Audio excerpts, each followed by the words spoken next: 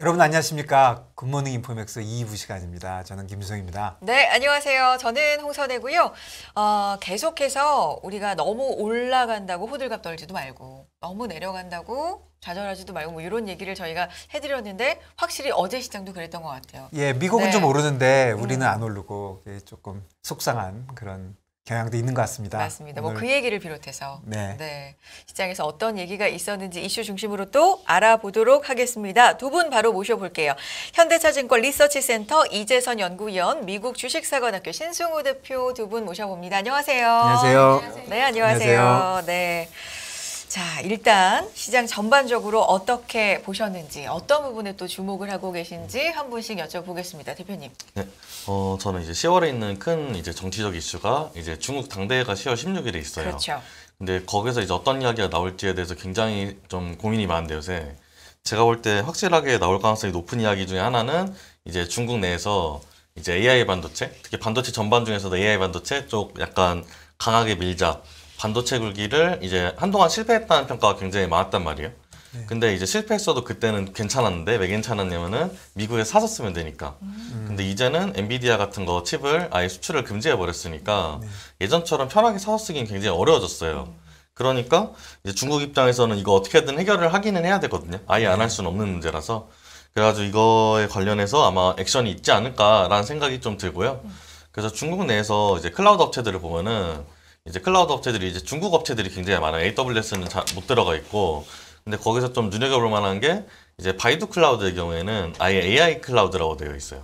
그러니까 AI 칩 전용 클라우드가 따로 있거든요. 바이두는. 그래서 그런 부분이 좀 이제 확실히 차이가 좀 있는데 이제 바이두 같은 경우에 또 AI 칩을 실제로 만든다는 그런 얘기도 많이 했었고. 근데 이제 그 엔비디아 수출이 됐을 때는 이제 그냥 엔비디아 거 사서 쓰면 되지.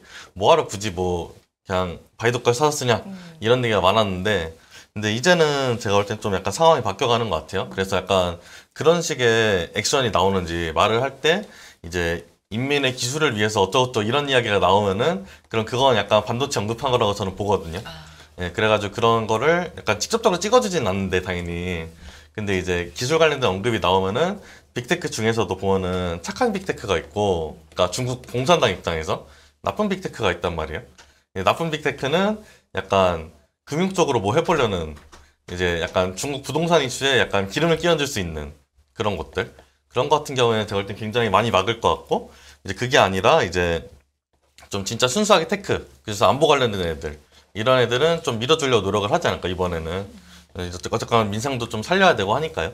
그래가지고 이번에 중국 당대회가 저는 개인적으로 굉장히 지금 가장 주목해서 보고 있는 이제 미국 주식 산업계지만 이제 중국 당대회 쪽에 이제 관심이 많은 상황입니다. 네.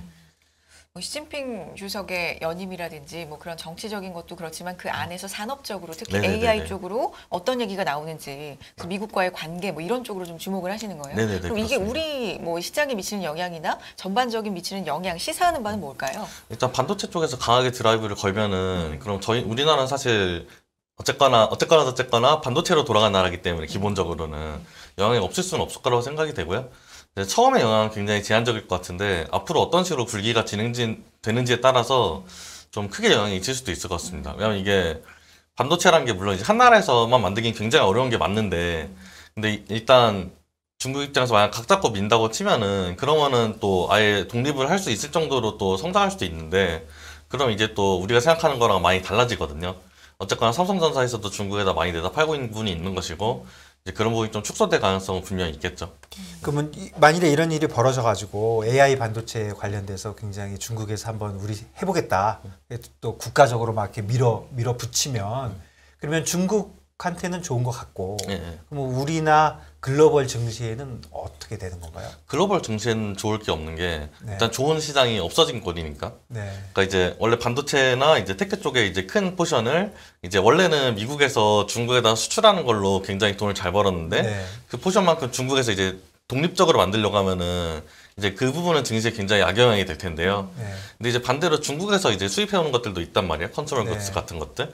그런 애들 같은 경우에는 또 이제 어쨌거나 또 여기 안에서 이제 서방 국가 내에서 만들어내야만 하는 상황이 벌어질 텐데 이제 대표적인 예시로 이제 히토류 가지고 예전에 일본이랑 중국이랑 한번 분쟁이 있었는데요. 네. 이제 그런 경우에 이제 미국에서 바로 히토류 관련된 거에다가 엄청나게 돈을 쏟습니다. 네. 그래가지고 그런 거 약간 전략 자원들 관련된 거에서는 이제 분명히 또 호재가 있을 것이고요. 그래서 섹터별로 좀 다를 것 같은데 어쨌거나 밸류에이션은 테크 쪽이 지금은 높은 편이니까 전반적으로는 좀 낮아지겠지만 분명히 호재를 받는 주식들은 존재할 것 같다고 생각이 듭니다. 네, 그럼 알겠습니다. 지금 상황에서는 이런 언급이 나올 가능성이 좀 높은 분위기로 보인다. 네네, 제 생각에는 이게 누가 되든 간에 기술 굴기하는 거는 어떤 식으로 얘기를 할 것 같습니다. 그렇군요. 네. 그렇네요. 네.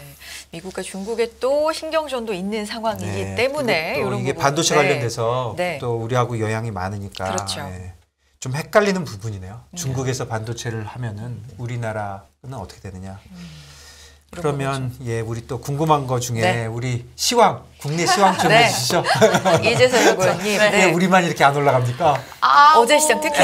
네. 어제 사실 우리나라도 조금 안 올라가긴 했지만 네. 사실 일본도 뭐 그렇게 많이 오르진 않았고요. 항생지수가 좀 많이 그렇죠, 올랐는데 홍콩. 네. 걔네가 국경절을 이제 이틀 쉬었기 쉬었죠. 때문에 네. 근데 그 쉬는 동안에 사실 이제 좀 증시가 상대적으로 좀 반등 탄력이 네, 강했잖아요.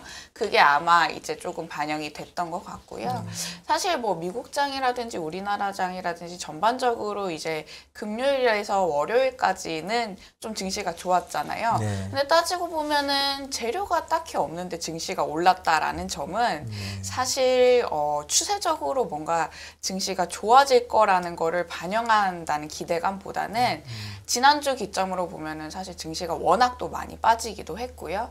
외국인들이 원달러 환율이 오르는데도 사는 뭐 여러 가지 원인이 있지만 그 이유 중에 하나가 뭐 사실 쇼커버링 매수세가 네. 들어왔다라고 보시면 될 것 같아서 사실 기술적 반등 그 이상의 의미를 좀 부여하기는 힘들다라고 생각이 들고 있습니다. 금리 같은 경우도 보자면은 사실 조금 빠졌다가요 다시 올랐거든요. 지금 제가 저번에도 말씀드렸다시피 증시가 움직이는 거는 사실 금리의 민감도에 따라서 이번 달도 그렇지만 이제 11월까지는 굉장히 이제 조금 상관관계가 높을 것 같은데 금리가 이제 떨어지려면은 연준 위원들의 연설이 뭐 도비시하게 바뀌거나 내지는 우리나라도 그렇지만 뭐 미국도 이제 우리가 가장 중요하게 보는 물가 지표가 일단 둔화가 또 한 번씩 확인이 돼야 되고 이제 연준이 원하는 게 고용이라든지 소비 쪽에서 이제 조금 안 좋게 나오는 게 사실 이제 수요가 잡힌다는 시그널로 인식이 되기 네. 때문에요. 이 부분에 대해서 확인이 필요한 구간인데 사실 아직까지는 그게 뭔가 추세적으로 확인이 되고 있지는 않습니다. 네네. 당장은 다음 주에 이제 13일 날 CPI가 또 예정이 되어 있고요, 발표가. 그렇기 때문에 그 확인 구간을 지나지 않고서는 사실 연준위원들도 뭔가 중간중간에 하는 연설을 통해서 좀 우리가 금리 지금 경로를 뭐 바꿀 생각이 있다라고 얘기하는 것보다는 여전히 또 인플레에 초점을 맞추면서 인플레를 잡기 전에는 사실 금리 경로를 조금 바뀔 가능성의 명분을 제시는 하지는 않을 것 같습니다. 그렇다고 해서 사실 이익이 전반적으로 올라가는 국면이냐라고 봤을 때 글로벌 경기 사이클이 지금 둔화되는 국면이기 때문에 이게 사실 이익 증가가 수반되지가 않는다면은 또 증시의 상승 모멘텀으로 뭔가 추가적으로 작용을 할 수 있지는 못할 것 같고요. 다만 하방 압력이 저는 그렇게 크지만은 않을 거다라고 생각이 들고 있는 게 저희가 또 다른 이제 지표 중에 보는 재료가 이제 밸류에이션이잖아요. 네. 근데 우리나라 같은 경우를 보면은 지난주 기점으로 트레일링 PBR이라고 하는 이제 장부 가치를 나타내는 기준 현재 네. 0.86배입니다. 이게 어느 정도 수준이냐라고 했을 때 보통 우리가 한 배 정도를 기준으로 보는데 이미 그 지지선은 깨졌고요.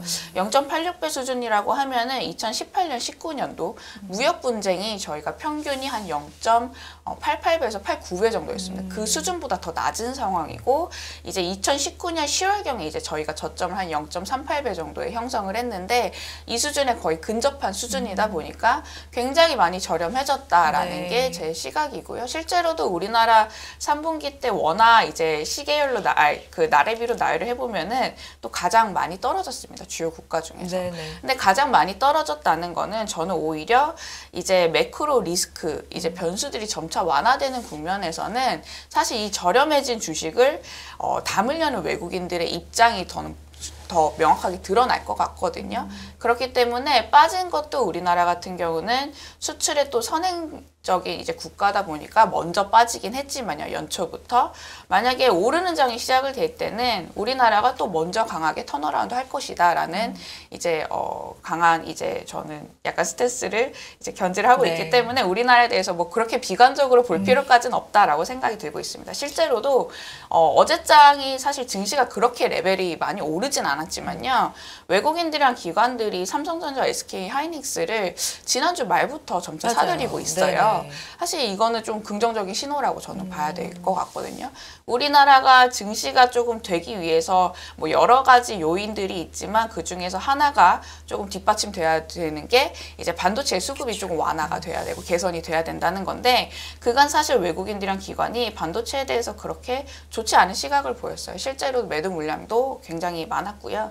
근데 뭐 사실 이제 테마의 중심에서도 최근에 제가 기관분들이랑 얘기를 해보면은 이제 뭔가 테마 쪽으로 움직이는 약간 액션보다는 반도체를 언제 담아야 되는 타이밍이 적절할까라는 거에 대해서 굉장히 많이 이제 관심을 가지고 있는 상황이고요. 그러니까 반도체가 많이 저렴해지기도 했고 사실 지금 컨센서스 같은 경우가 뭐 사실 이익이 점차 떨어진다고 하고 가격이 하락한다고 해도 반도체가 그거를 동행하는 게 아니고 주가가 선행적으로 움직이기 때문에 뭐 빠르면 올해 말이나 아니면 내년 초에 이제 반도체 주가가 뭔가 좀 좋아질 거라는 시각이 계속해서 올라오고 있는 상황이에요. 네. 그렇기 때문에 아까 시점에 대한 문제지 약간 그 반도체에 대한 그 시각이 조금씩 변화하고 있다라는 거를 말씀드리고 있고 그렇게 된다면 사실 우리나라 입장에서는 뭐 지수가 또 워낙 많이 빠지기도 했고 제가 아까 말씀드렸다시피 외국인들이랑 기관이 사실 좋아할 수밖에 없을 것 네. 같은 그런 생각이 들고 있습니다. 예, 그 반도체 얘기는 진짜 오랜만에 우리 반도체 뭐 계속 나쁘다는 얘기만 하다가 오랜만에 뭐 정말. 오랜만에 네. AI 반도체 얘기도 하시고 반도체에서 무슨 변화가 있으면 당연히 좋아 보이고 그다음에 제가 그냥 또 한 가지 질문은 그 금리가 미국 금리가 사실 4.0 이상에 있다가 10년짜리가 네. 뭐 저번 주에 뭐 왔다 갔다 뭐 영국 어쩌고 하면서 3.6까지 갔다가 뭐 어제는 3.7 맞죠. 가고 이렇게 왔다 갔다 하는데 그런 거에 비하면 우리나라 금리 별로 안 떨어지는 것 같아요. 우리나라는 사실 뭐 미국의 그 금리에 거의 뭐 약간 붙어가지고 이제 방향성을 비슷하게 하기 때문에 따라갈 때는 확 네. 따라가더니 내려올 때는 네. 별로 안 내려. 아마 뭐 사실 그 연준 위원들이나 아니면은 뭐 미국 경제 지표 저희가 확인을 이제 약간 해줄 수 있는 지표들이 많잖아요. 미국 네. 같은 경우는. 근데 우리나라는 사실 뭐 통화정책 회의 말고는 사실 금리 인상에 대한 내지는 뭐 인하에 대한 그런 거 시그널을 확인할 약간 그런 재료들이 많이 없기 때문에 이제 장중이라든지 아니면 데일리로 아마 그래서 그런 것도 같고요. 지금 마켓 컨센서스는 50bp입니까? 금년에? 아닙니다. 미국의 컨센서스 같은 아니요, 한국 거. 한국 거요? 예. 한국은 제가 사실 이제 네. 증시 제가 전략 쪽이라서 네. 우리나라 같은 경우를 보자면 한국 금리에 움직이기보다는 미국 금리가 더 중요하거든요. 그렇군요. 그래서 예, 한국 금리를 데일리로 트래킹하는 거는 사실 채권을 보시는 네, 분들이 네. 조금 많이 보시는 상황이고요. 네. 제가 알기로는 그렇다고는 50 네, 알고 있습니다. 네, 저번엔 그랬는데 혹시 변한 게 있어서 제가 여쭤봤습니다. 네. 아마 변한 건 없을 겁니다. 왜냐면은 미국의 금리 경로가 안 바뀌면은 사실 한은도 뭔가 갑자기 유의미한 액션을 취할 수 있는 그런 여력은 별로 없거든요. 주시하면서 네, 전략을 맞죠, 세우는 맞죠. 거니까요. 네. 네. 앞서서 고용이랑 이제 소비자 물가 우리가 이번 주 다음 주에 네. 주시해야 될 정말 지표들이 네. 이 두 부분이잖아요. 이번 주는 고용에 관련된 게 좀 많이 나오고. 예, 고용 네.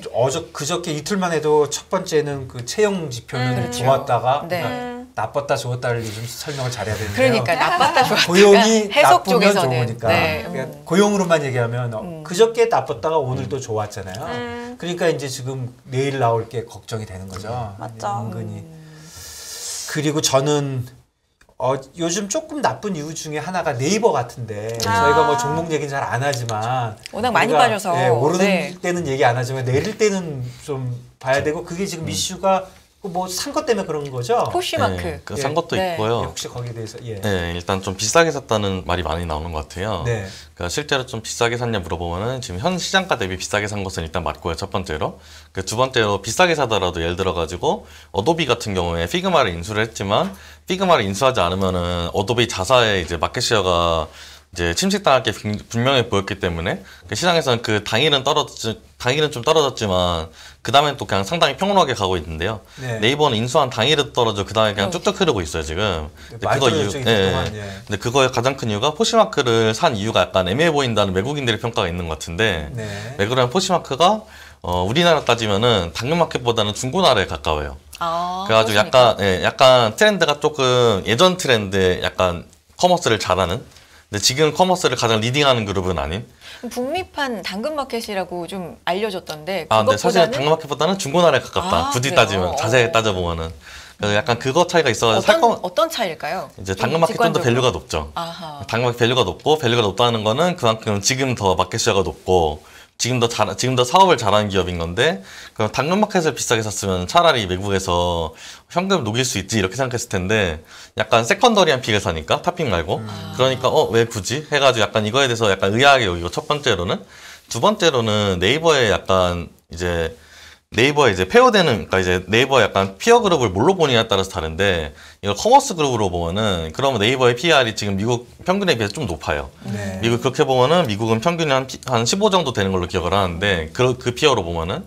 근데 그러면 지금 네이버 현재 PR이 4 정도로 기억을 하는데요. 그럼 20까지는 적어도 외인들 입장에서 볼 때는 좀 높아 보이지 않나. 거기까지만 밀어버린다 치면은, 이제 하방을 좀 더 열어놓고 봐야 되는 게 맞죠. 그래서 일단 그렇게 봤을 때 메인들 입장에서는 파는 게 맞는 것이고, 근데 이제 또 저희가 봤을 때는 이제 또 네이버가 사실 이게 국뽕을 떠나서 AI를 굉장히 잘하는 기업인 건 팩트거든요. 네. 근데 이제 그런 거에 비해서는 너무 약간 커머스 기업으로만 멀티플을 지금 치는 것 같다, 메인들은. 제가 볼 때는 좀 밸류에이션이 낮은 건 맞는 것 같고요. 그래가지고, 이거 지금 떨어지는 거는 그래서 하방을 좀 더 열어놓고 보기는 해야겠지만, 이게 이것 때문에 크게 크리티컬하게 영향을 받을 가능성은 제가 볼 때 많지는 않아 보인다. 예를 들어가지고 올해 같은 경우에 이제 제너럴 밀스라는 기업이 있었는데, 여기서도 이제 타이슨 푸드의 한 섹터를 인수를 했어요. 근데 그때도 자기가 지금 현금의 80%를 털어가지고 인수를 했거든요. 그래서 그때 주가가 한번 또 곤두박질 쳤다가 또 사업을 잘하니까 또 금방 회복을 또 했거든요. 결국 이거 사업을 정말 잘해가지고 북미의 교두보를 만들고 싶은 거라고 저는 판단이 되는데, 예를 들어서 이거 전에 이제 네이버에서 웹소설 플랫폼을 샀어요. 근데 그것도 1,000억 정도 주고 샀단 말이에요. 근데 그거를 살 때는 또 주가가 올랐단 말이에요. 그러니까 이게 장이 좋으니까 그때는 또 올랐던 건데, 포시마크도 사실 생각해보면은 작년 이맘때라고 봤으면 굉장히 싸게 산 거거든요. 근데 금액이 2조 3천억 규모 아니에요? 좀 맞습니다. 상당해서. 네. 그러니까 긍정적인 면도 있다. 네, 제가 볼 아직 때는 판단하기에는 너무 그렇습니다. 이르다. 그렇게 생각이 되네요. 그리고 우리 이 의원님, 네. 그 과매도 구간에 왔다 이런 얘기가 이제 자꾸 들리는데 네네. 특히 최근 네. 2, 3일 동안에 확 네. 오르니까 쇼카바가 있었던 게 아니냐 이렇게 음. 보면 우리나라 주식에 투자하는 외국인의 관점에서 보면 네. 가만히 있어도 과매도 되잖아요. 내려가니까. 가만히 있어도요? 가만히 있어도 내가 원래 네. 이만큼 갖고 있어야 되는데 주식도 내려가고 환율도 내려가니까 사실 더 채워 넣어야 되잖아요. 가만히 있어도 과매도가 되는데 네네. 실제로는 금년에 내내 팔았잖아요. 네. 외국인들의 입장은 지금 어떨까요? 한국을 보는.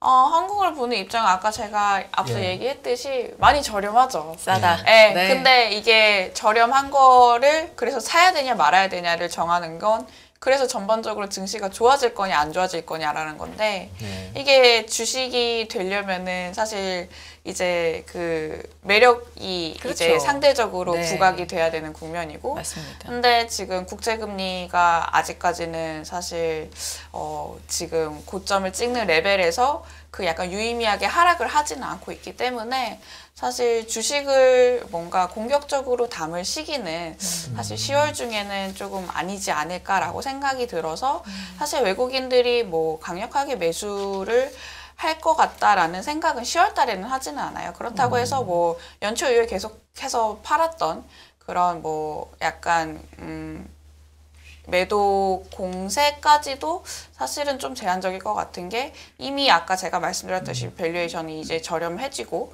이제 인플레이션 같은 경우는 사실 뭐 8월달, 9월달을 정점으로 거의 뭐 꺾이는 게 기정사실화가 됐고 이제 남은 거 한 가지 확인하는 게 코어 CPI가 둔화되느냐 마느냐가 또 중요한 것 같고요. 고용 지표 같은 경우도 뭐 이번 주에 나왔었지만 일단 구인 공고 수가 점차 떨어지고 있는 상황이고 뭐 이번 주 고용 지표 발표 나와봐야 알겠지만 뭐 시장이 가장 이제 반길 수 있는 조합이라고 보면은 고용자 수와 실업률보다 이제 초점을 두는 것보다는요, 이제 임금 상승률이 점차 둔화되고 그에 반해서 이제 경제활동 참가율이 올라오는 그런 시그널만 보여준다면은 아무래도 사실 뭐 시장이 그렇게까지는 또 크게 빠지지는 않을 것 같다라고 생각을 하고 있습니다. 그러니까 외국인 투자가가 한국 주식을 사는 거는 한국 시장에 대한 매력 이런 것도 있지만 네네. 전체적으로 뭐 리스크 온, 리스크 오프라든가 네, 그것도 그런 중요하죠. 쪽에 영향이 더 많을 것이다. 그렇게 네. 보시는 거죠. 네, 아무래도 지금 뭐 수출이 지금 잘 되는 국면이다라고 하면은 당연히 우리나라는 네. EM 내에서 네. 한국을 원픽으로 삼으면서 이제 우리나라가 주가가 네. 상대적으로 크겠죠. 네네. 좋겠죠. 근데 수출 증가율은 사실 YOY 기준으로 하면은 사실 한 자릿수 때까지 떨어지고 있는 국면이어서 이 중에서도 어느 게 될 거냐 되게 선별적으로 접근을 네. 할 것 같아요. 그래서 뭐 반도체 같은 경우를 보자면은 사실 9월 수출만 놓고 보더라도 아직까지는 Q가 그렇게까지 뭔가 확신이 없는 상황이라는 게 다시금 보여진 상황이고요. 뭐 반도체 말고도 사실 근데 우리나라 같은 경우는 수출 품목이 다변화가 사실 진행이 되고 있기 때문에 반도체 말고도 볼 거 많다라고 저는 계속해서 생각을 하고 있고 뭐 자동차라든지 2차 전지라든지 내지는 뭐 조선이라든지 뭐 일부 화학 제품이라든지 계속해서 이제 좋은 이제 YOY로 보면은 그 제품들 같은 경우는 두 자릿수 증가율을 보여주고 있기 때문에 네 사실 뭐 선별적으로는 네. 괜찮을 것 같습니다. 알겠습니다. 예. 두 분과 할 얘기가 진짜 많네요. 네. 네, 시장 얘기 뭐 이렇게 하루만 지나도 뭐 다음 주에 또 듣기로. 쏟아집니다. 네. 두 분과 인사 나눌게요. 현대차증권 리서치센터 이재선 연구위원, 미국 주식사관학교 신승우 대표님 두 분과 함께했습니다. 고맙습니다. 네, 감사합니다. 감사합니다.